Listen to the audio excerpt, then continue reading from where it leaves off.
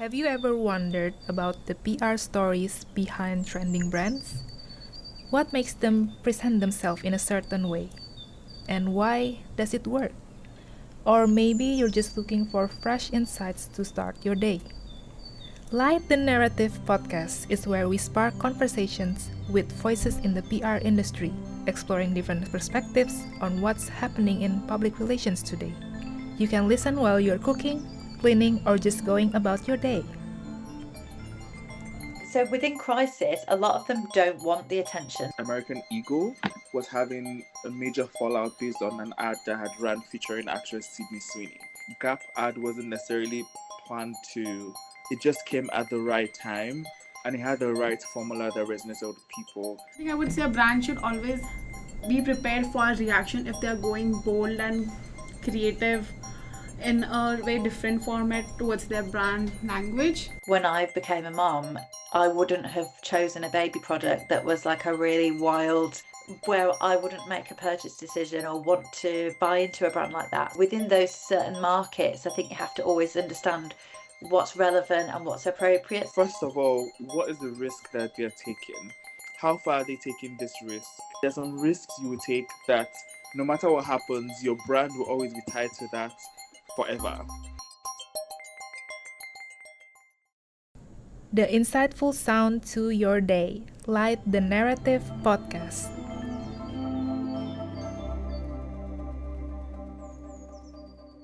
Hi, welcome back to the Light Narrative podcast. Thank you for being here. Today we'll be exploring the world of public relations, especially how brands are becoming increasingly bold and unconventional in their strategies to drive engagement. I'm joined by three amazing guest speakers today. Jhalak Purohit, a PR postgraduate student from Leeds Beckett University, with experience at Leeds City Council and Circular Fashion Week. She's also very active on LinkedIn, where she shares insights on successful PR campaigns. Emma Streets, a reputation and crisis communications expert, consultant, and founder of her own agency, Streets PR. She has extensive experience leading communication strategies and regularly speaks at industries and academic events. Conrad Johnson, a PR postgraduate alumnus from Leeds Beckett University, award-winning podcast creator, communication strategist, and writer whose work has been featured across various platforms. I'm really excited to have this conversation with all of you. Thank you so much for being here. Thank you. Well, first of all, thank you for inviting me to the podcast. I'm very happy to take part. Thank you so much for having me. Hi Cindy, thank you for having me. Without further ado, let's dive into the case study. An established brand like Ryanair is known for its bold and sometimes controversial tone on social media, often making jokes about its own customers. In January 2026, its CEO even had a heated exchange with Elon Musk. The Ryanair chairman responded very bluntly, yet instead of harming the brand, it reportedly led to a 3% increase in sales. So, is it the result of smart PR strategy or just pure luck? Based on your experience, can you think of a campaign or brand that took a bold or unconventional approach and it actually worked? So an example of a brand that has really taken a very bold approach to its PR strategy and just marketing in general, I would say Gap. Last year, they had one of the most spoken about ads and just PR campaigns with their collaboration with Cat's Eye, which is a pop music group. And that happened right as another brand, American Eagle, was having a major fallout based on an ad that had run featuring actress Sydney Sweeney.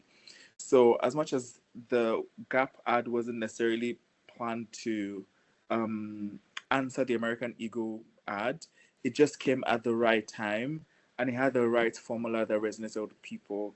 They took a very bold approach where it was about inclusivity, but not just inclusivity in terms of bodies. It was inclusivity in terms of different races, different backgrounds, and they used a group that people already felt connected to based on the group's formation having women from different ethnic groups. So I think that was very, very interesting approach and a really great way for them to market their product to being open to everybody, regardless of where you come from or who you are. That's a great example. Emma, what do you think? I wouldn't say the brands that so within crisis, a lot of them don't want the attention. But I think even something that's quite interesting that was a crisis where they got an individual involved was last year. I don't know if you remember the astronomer CEO scandal where the CEO was caught with the woman that wasn't his wife at the Coldplay concert. And then astronomer didn't make a comment on it for days. And then they got Gwyneth Paltrow to be their spokesperson in a bit of a PR stunt. And that was sort of seen as a very clever, good example of how to work with a crisis, but also then have an individual being potentially doing something quite controversial on behalf of a brand. So I'd say that is a kind of relatively recent example of someone doing that, which was quite unexpected. I don't think people thought that they would think to use an influencer in that situation. Yeah, I remember that. It was everywhere for weeks. I agree, that was a really smart move. So let's move on to the next question. What do you think are the key factors that determine whether a risky or unconventional PR strategy becomes successful rather than backfires? So I think, first of all, what is the risk that they're taking? How far are they taking this risk? So there are risks you can take and that you don't necessarily face backlash. And there's some risks you will take that no matter what happens, your brand will always be tied to that forever. So it's like finding that balance where I'm pushing, as a brand, I am pushing the envelope, but I'm also not pushing people too much where they will now become antagonists to my brand as opposed to consumers of my brand. You need to take risks, but knowing when to say, okay, this is too risky. So I think that's what most brands struggle with.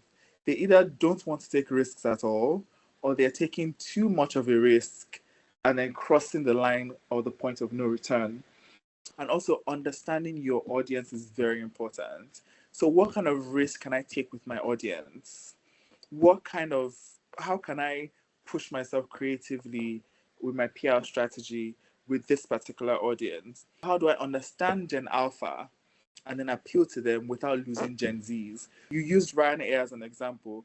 Ryanair understands that the people who fly Ryanair, they're forced to have a sense of humor. If you're going to be sandwiched on that plane for hours and be tight and whatever, you have to find humor in something. So they understand that these are people who, and they also offer very cheap tickets. So I'm not going to, maybe if British Airways did something like that, and then you're looking at people who fly with British Airways who are probably very upper class, who would feel a certain way about aligning themselves with British Airways in public because their upper class group would look at them in a certain way. But if, for example, me, a student, I'm taking a cheap Ryanair ticket to Barcelona, I'm not going to be ashamed of the fact that I'm flying Ryanair and then he's fighting with somebody online. That's a really important point. Understanding your audience first. And Emma? Yeah, I think timing is a massive factor. So looking at the news agenda, seeing what else is trending at the moment and being very aware of that. I think again, if you get that wrong, it can completely sink a campaign. Absolutely. Timing plays a huge role. Jhalak? Definitely, being in PR, one thing I've realized that you cannot ever predict if the campaign is gonna go right or wrong because there are multiple people around in the world who have different opinions about everything. So you cannot always create a campaign for everybody, I would say. So definitely you need to have a backup plan. Always always have a crisis plan.